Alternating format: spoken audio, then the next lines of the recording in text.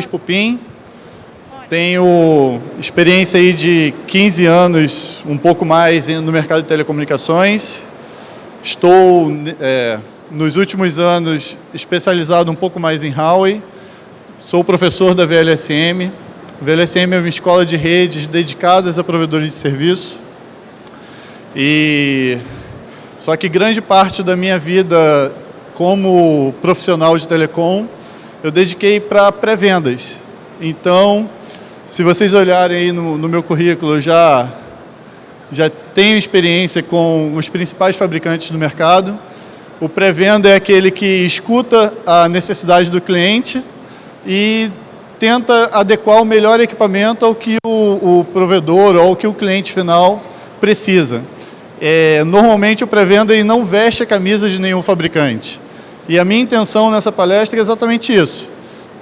Trazer para vocês informações sem nenhuma paixão a nenhum fabricante, e sim informações de como a gente pode escolher um equipamento para a nossa rede, que essa é a grande dúvida do provedor. Eu tenho hoje a rede e vêm os fabricantes, falam comigo, não, eu sou o melhor, eu ofereço melhores condições, mas será que aquilo que ele me oferece é realmente o que eu preciso? Será que aquilo que ele me oferece eu vou utilizar na minha rede? Então, a intenção da nossa palestra é isso. Como eu falei, hoje eu sou especializado em Huawei, mas continuo fazendo provisionamento, instalação e consultoria com diversos fabricantes. Sou membro do PDCA, que é o Comitê de Documentação da Huawei. Tive a felicidade no ano passado de ter o meu nome sendo o único das Américas como representante entre os 10 maiores contribuidores para o Comitê de Documentação da Huawei. Então, pela VLSM, eu ministro um treinamento agnóstico a fabricante, ou seja, toda a teoria desse treinamento de MPLS, de operação de redes sem interface gráfica, ele é voltado a RFC, é voltado à forma correta de se montar uma rede, e a prática a gente faz em um fabricante que é a Huawei. Mas você sai de lá com a teoria necessária para você aplicar aqueles protocolos em qualquer fabricante, só basta aprender a linha de comando daquele outro fabricante que você quer implementar. Tá bom?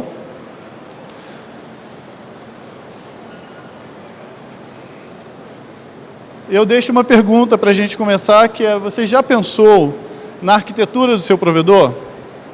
Não adianta eu querer instalar o melhor equipamento, escutar o que o fabricante vem aqui no meu provedor e falar assim, eu faço os melhores protocolos, eu atendo as melhores RFCs, meu equipamento é o melhor do mercado, eu compro aquele equipamento, e será que a arquitetura do meu provedor é a correta?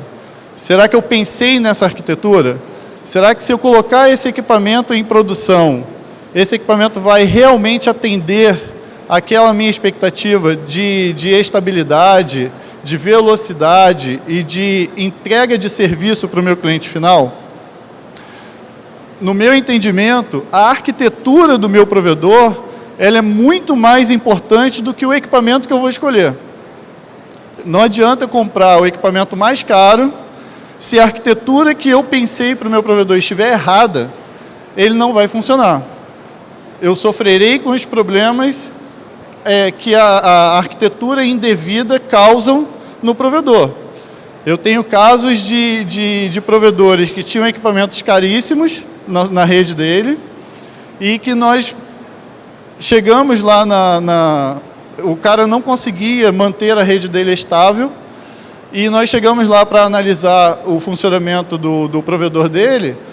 Nós substituímos esses equipamentos mais caros por equipamentos muito mais baratos, só que só adequando a arquitetura dele a um padrão correto. Eu gosto de dizer que existem 50 formas de se fazer a arquitetura de um provedor. Uma das formas de se fazer está escrito nas RFCs. Os senhorzinhos lá de cabelo branco do I3E pensaram naquele documento, passaram anos trabalhando em cima daquele documento e desenvolveram um padrão que é aceito pelo mercado como um padrão mais adequado para uma rede. Das 50 formas de se fazer, uma está escrita naqueles documentos. As outras 49 funcionam. Eu estou errado de utilizar as outras 49? Não. Mas eu tenho que ter ciência de que uma dessas 49 formas que eu usar não é a que foi testada, homologada e tiveram os diversos cenários possíveis testados e garantem o funcionamento dela. Tá? Fiz um desenho bem simplificado aqui de um provedor quando ele começa. Normalmente o provedor começa com um rack só. Ele tem um roteadorzinho de borda BGP, às vezes ele nem AS tem, nem BGP tem, ele contrata um carinha lá para fornecer um IP para ele poder começar lá com os primeiros assinantes. E ele vai crescendo, pega o AS e coloca lá esse roteadorzinho BGP no único rack que ele tem. Ele tem um BRAIS, ele tem que fazer o controle do cliente dele de alguma forma. E ele tem um acesso, esse acesso aí eu simplifiquei com cabo, pode ser infinitas possibilidades. Ele pode ter acesso rádio, pode ter acesso UTP, pode ter acesso fibra, GPON, DSL, não importa a forma de acesso do cara. Esse é um desenho bem simplificado que mostra a realidade da grande maioria dos provedores quando começa. É um desenho errado? Não. Para o cara começar, ele tem que ter o start. Ele tem que ter os primeiros equipamentos. Tá? Aí o cara vai crescendo, começa a vender, começa a distribuir no bairro e ele mantém esse desenho. Ou seja, ele que atendia um bairrozinho com algumas casas, começou lá com 100, 200, 250 assinantes naquele bairro. E ele quer manter esse desenho para quando ele vai atender o bairro vizinho ou a cidade vizinha. Ele quer manter o BRAIS centralizado, um único roteador de BGP, isso tudo centralizado lá no POP central dele. Gente, a internet foi pensada para ser descentralizada. A internet é feita para não parar. A internet foi pensada para que, se cair uma bomba num prédio, ela roteie por outro caminho e continue funcionando.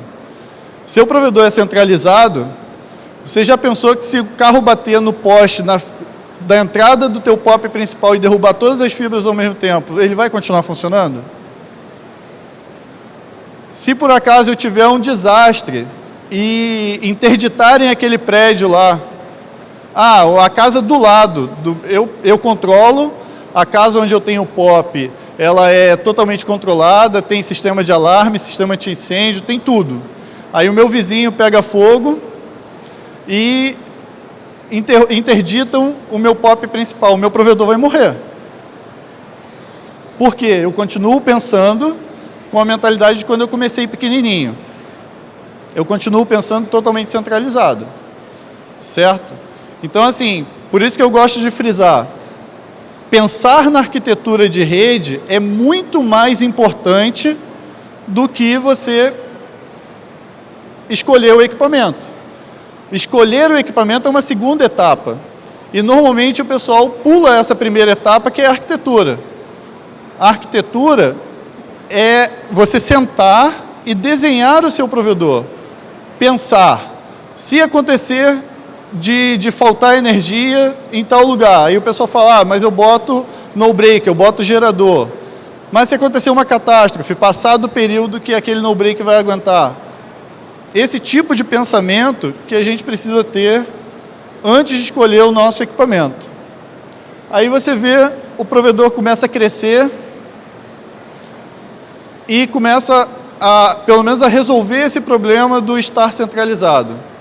Ele já tem 2 POPs, ele bota um BGP em cada POP, ele já tem um desenho de rede aí com múltiplos caminhos, se romper uma fibra ele não está paralisado, ele já tem autenticador PPPoE descentralizado, ou seja, eu não preciso subir até o núcleo da minha rede para autenticar o meu cliente, tá?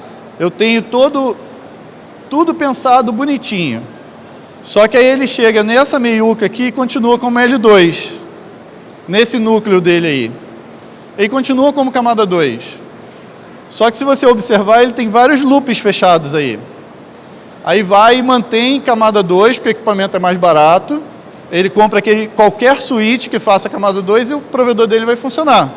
Cai em uma das 49 formas de se fazer que funciona, mas você tem dor de cabeça. Aí ele começa a crescer.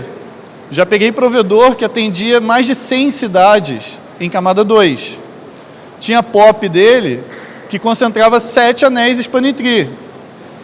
E o cara toda noite tinha um loop de Spanitri louco que ele tinha que resolver. Ele revezava com o funcionário dele, porque toda noite alguém tinha que ficar acordado.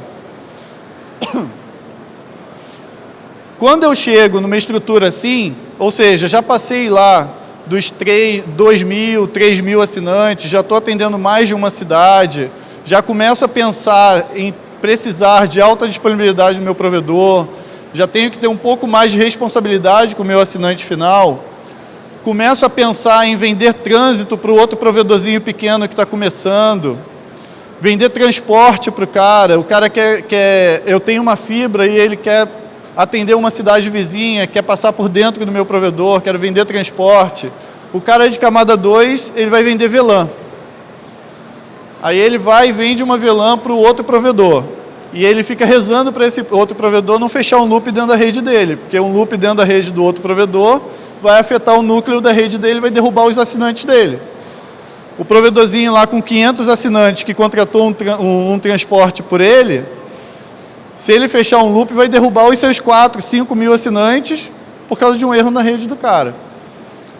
O cara, quando começa a ter isso aqui, um núcleo com múltiplos caminhos, ele começa a precisar já pensar numa rede MPLS.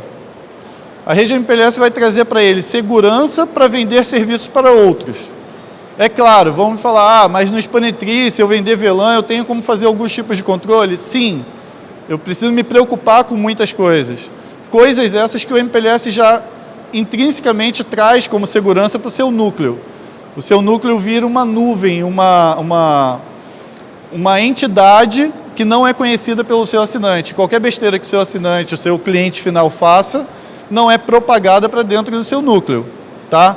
Ah, mas aí se eu botar o MPLS eu não tenho que ter mais cuidado com nada? Não, você tem que ter cuidado. Mas as suas noites passam a ser um pouco melhores dormidas do que com a Spanitri. Aí, passei um overview sobre arquitetura, mostrei assim, que o primeiro passo da gente é pensar na arquitetura que o meu provedor vai ter. Segundo passo, eu vou para a escolha do equipamento. Já pensei na arquitetura, e agora eu quero escolher o meu equipamento. Cara, eu tenho uma infinidade de fabricantes que fazem os protocolos que uma rede precisa. Como eu falei, vamos seguir a RFC. Um provedor, um service provider, para entregar um serviço de qualidade. Aí eu estou falando um service provider que não entrega só assinante final. Um service provider que tem uma estrutura de rede com múltiplos caminhos. Um service provider que entrega, além da internet, ele vai entregar um transporte. Um service provider que vai entregar um trânsito BGP para um outro provedor. Você vai agregar vários outros serviços àquele backbone que você está montando. Você passou aquela estrutura de fibra, não é para vender só assinante final.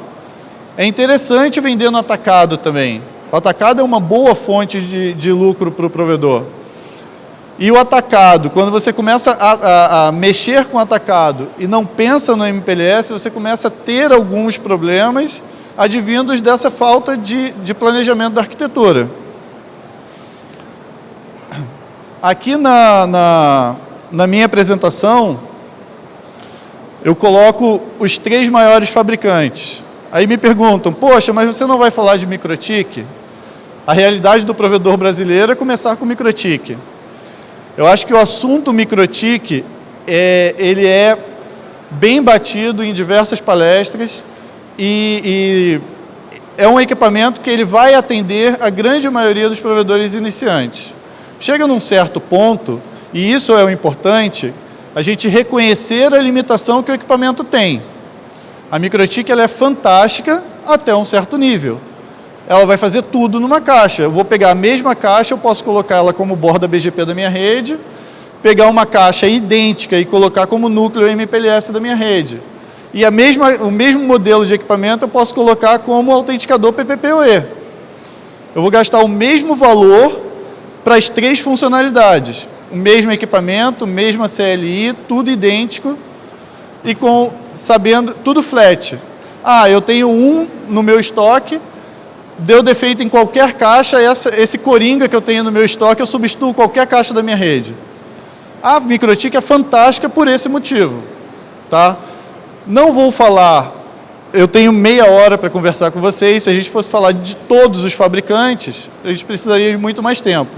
Eu preferi focar nos que o pessoal começa a ter muito mais dúvida. Qual equipamento eu vou escolher para minha borda BGP?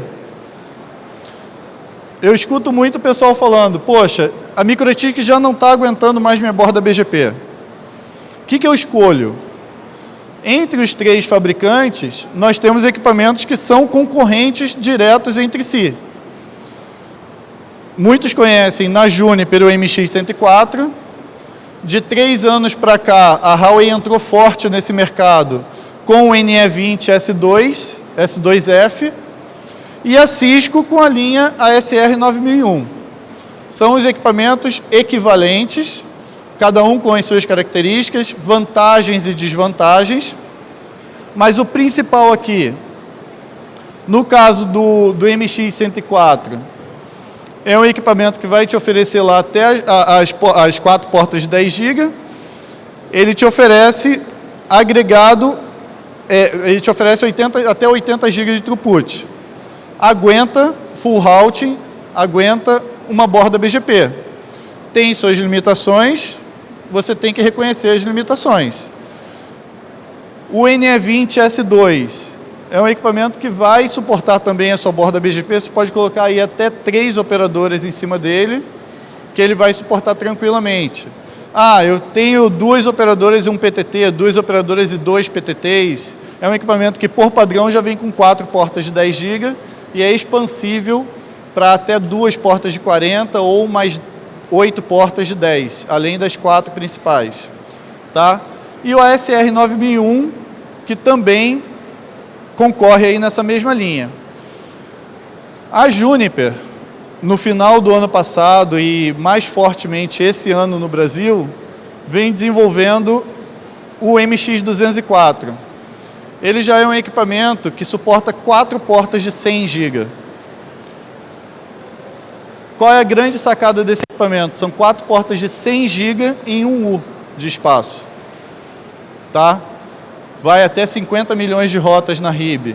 Então é infinitamente maior do que muito provedor imagina ter de operadora chegando em cima de um equipamento desse. Tá? Como eu falei, a Juniper lançou esse equipamento no final do ano passado. Desde janeiro vem trabalhando forte no Brasil com esse equipamento.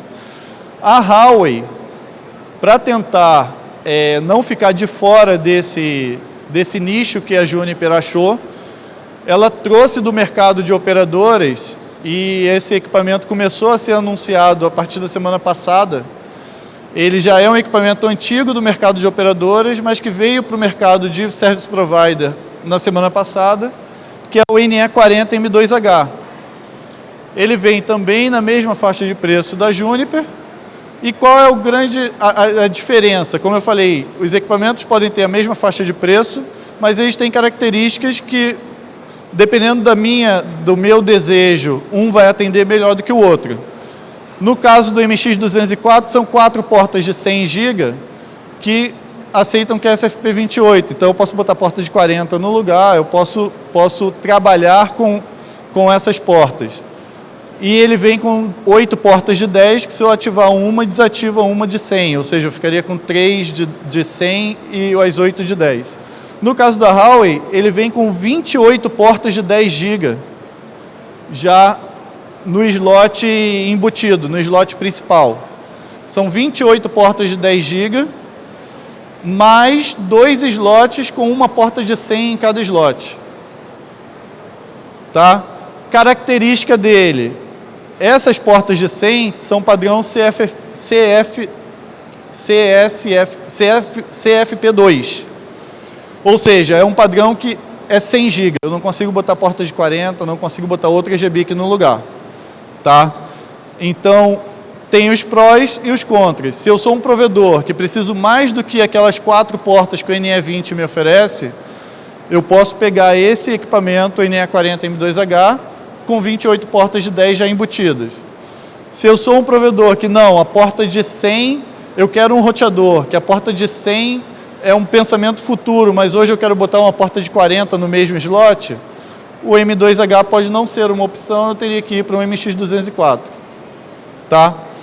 A Cisco, eu estava conversando ali no corredor agora com o Leonardo Furtado, a Cisco tem um ASR, não está aqui na minha apresentação, porque eu não conhecia esse roteador até 10 minutos atrás. A Cisco tem um roteador também de 2U para concorrer com esse, nessa linha de mercado, nessa faixa de mercado. Essa faixa de mercado não é a realidade para uma infinidade de provedores brasileiros que ainda estão naquela faixa superior ali, naquela faixa de cima, que são os roteadores de menor porte. Mas a gente vê que já é uma opção que está vindo para o mercado. Tá? Deixa eu pular um pouquinho por causa do tempo. Aí, a grande discussão que é o núcleo MPLS. A Huawei, ela traz a mentalidade de botar o MPLS no switch. Consequentemente, ela consegue uma densidade de portas muito grande, principalmente nesse modelo 6720, que são 48 portas de 10 e até 6 de 40. Tá? Por que que a gente não escuta tanto a Juniper falar sobre isso? E a gente escuta muito discutir e falar assim, não, mas a Cisco é infinitamente superior, a Juniper é infinitamente superior no MPLS. Por quê? Mais uma vez, o 6720 é um switch que se trouxeram algumas funcionalidades de MPLS para ele. Essas funcionalidades são suficientes para a grande maioria dos provedores brasileiros. A grande maioria dos nossos provedores não usam nem na totalidade essas funcionalidades que foram trazidas para os switches. Com isso, a gente teve aí nesses últimos 3 anos um boom da Huawei nesse mercado, oferecendo como opção de baixo custo, de menor custo, não baixo custo, mas de menor custo, esses equipamentos. A Juniper, ela tem um produto para concorrer, que é o ACX, era o ACX 5048, e ela está fazendo o lançamento do 5448. Ela está com esse equipamento, trazendo essa mentalidade do MPLS para a suíte também e fazendo as mesmas funcionalidades da Huawei, tentando disputar esse mercado que a Huawei nos últimos 3 anos tem dominado. Tá? E com isso, só os provedores ganham. Essa disputa entre os fabricantes é muito sadia para os provedores. Por quê? Se há um tempo atrás eu não implementava MPLS no meu provedor porque era um custo alto, cada ano que se passa está se tornando mais viável para o provedor trabalhar com uma rede MPLS e trazer para dentro dele os benefícios que uma rede MPLS traz. Tá? Como eu falei, a Cisco e a Juniper são muito superiores no MPLS, sim, quando a gente fala de roteador. A Cisco e a Juniper tinham a mentalidade de só indicar roteadores para fazer MPLS. Então, eles tinham várias funcionalidades que somente os roteadores faziam e que os switches da Huawei não fazem, que são essas funcionalidades que, sinceramente, poucos são os provedores que necessitam desse tipo de função no equipamento. Aí eu vejo muita discussão falando assim, não, porque o ASR da Cisco é muito superior do que o switch Huawei 6720, muito superior que o ACX da Juniper. É aquele negócio, a gente tem que comparar maçã com maçã, não maçã com melancia. O equipamento que a Cisco indica, que a Cisco bate, que é melhor no MPLS, é o ASR. O ASR é um roteador. Por ser um roteador, ele tem menos densidade de portas. Eu vou pagar mais caro por um equipamento com menos portas do que um switch oferece. Se eu quero comparar funcionalidade com o ASR, na Huawei, eu tenho que comparar com o NE05 e NE08, ou NE20. Eles vão oferecer a mesma quantidade de portas, 4 portas de 10 GB, uma densidade muito pequena, mas vão oferecer as mesmas funcionalidades, por um preço equivalente. E na Juniper, eu teria que ir para a linha MX80. Claro, todos os fabricantes têm muito mais equipamentos do que esses que eu estou mostrando. Eu estou mostrando apenas os que são mais comercializados, os que são mais falados. Tá? O volume de equipamento, a quantidade de equipamentos a serem oferecidos é muito maior do que só isso que eu estou simplificando aqui nessa meia hora de bate-papo. E o último ponto é a autenticação BRAS. Cara, a autenticação, a MikroTik, nada de braçada nos provedores. Não tem. Tem até provedor grande que divide REC inteiro de CCR para fazer a autenticação. Eu fui num provedor uma vez que ele tinha 16 CCRs autenticando o PPPoE dele. Ele falou assim, eu prefiro botar as 16 CCRs do que botar um equipamento grande. Porque se uma CCR travar, é 1/16 dos meus assinantes que param. Então, assim, é uma questão de escolha que você vai ter no seu provedor. Em compensação, você tem que manter energia para os 16, você tem que manter refrigeração para os 16, espaço para os 16, e espaço é uma coisa que a gente sabe que nem sempre a gente tem. Se eu for falar dos 3 fabricantes seguindo a linha, os 3 fabricantes, mais uma vez, têm soluções equivalentes. A Juniper com o MX104, que é muito difundido também para esse tipo de autenticação, faz aí os 16 mil assinantes. A Huawei, de outubro do ano passado para cá, lançou no NE20 a licença de 32 mil assinantes PPPoE. Eu consigo fazer a autenticação. E a Huawei, com a característica dela de tentar não cobrar licença para os equipamentos, ou seja, reduzir o custo com licenciamento de equipamento, ela, quando fez o lançamento, ela passou a adotar que todo o NE20 que fosse vendido aqui no Brasil viesse já, a partir daquele momento, com a licença embutida. Quem tem o NE20 antigo, compra a licença de atualização. Aí não tem como fugir. Mas quem comprar um novo já vem com essa licença embutida no equipamento. E a Cisco com a linha ASR 1000, 1001, 1005, fazendo aí 8 mil assinantes e, dependendo do equipamento, até mais do que isso. Tá? Eu acho que o meu recado era exatamente esse, tentar mostrar para vocês que os fabricantes se equivalem em soluções. Eu não tenho muita diferença em soluções entre os fabricantes. Alguns fabricantes optam por entregar equipamentos com menor custo, com funcionalidades às vezes um pouco reduzidas, mas funcionalidades que atendem ao provedor. Eu tenho provedores aqui no Brasil que são clientes meus, que eu instalei o primeiro 6720 dele na rede há 1 ano e meio atrás. Hoje ele está com 140 6720 na rede e com switch, fazendo MPLS em switch. Ele não sente a necessidade de botar um roteador. Ainda não sente a necessidade. Então, assim, o meu recado aqui era exatamente esse. Eu abro aí para 3 perguntas, que o tempo das palestras é um pouco restrito. Quem tiver mais alguma dúvida e quiser passar no stand da Solintel, VLSM, eu passarei o resto do dia lá. Tá bom?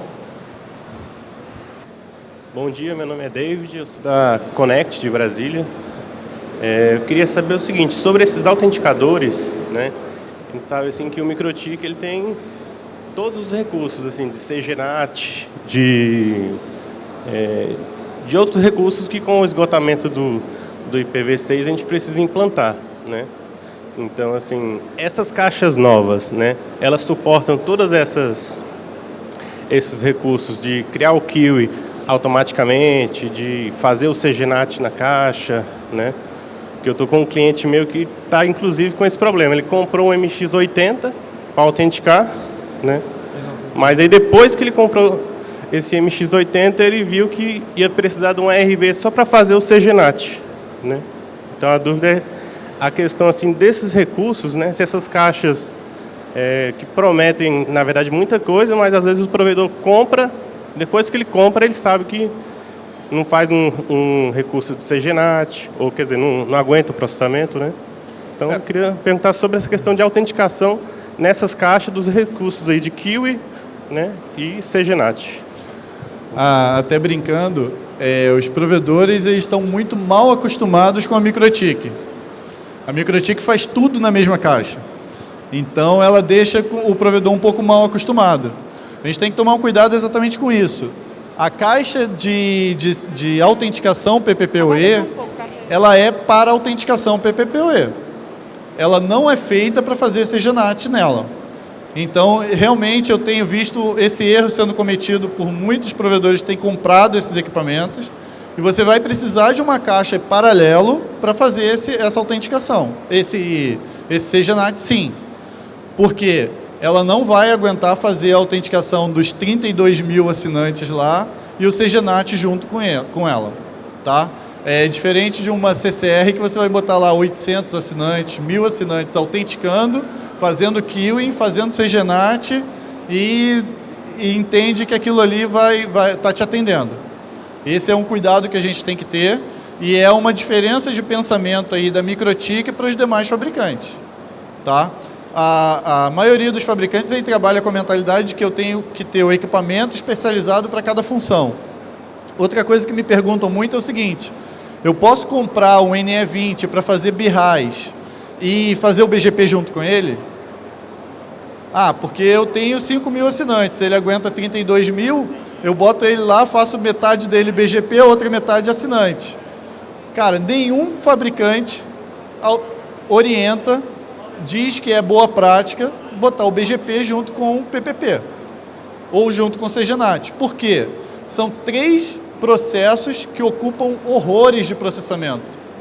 BGP, enquanto a rota está lá na tabela, não dá flap nenhum, a CPU está tranquila.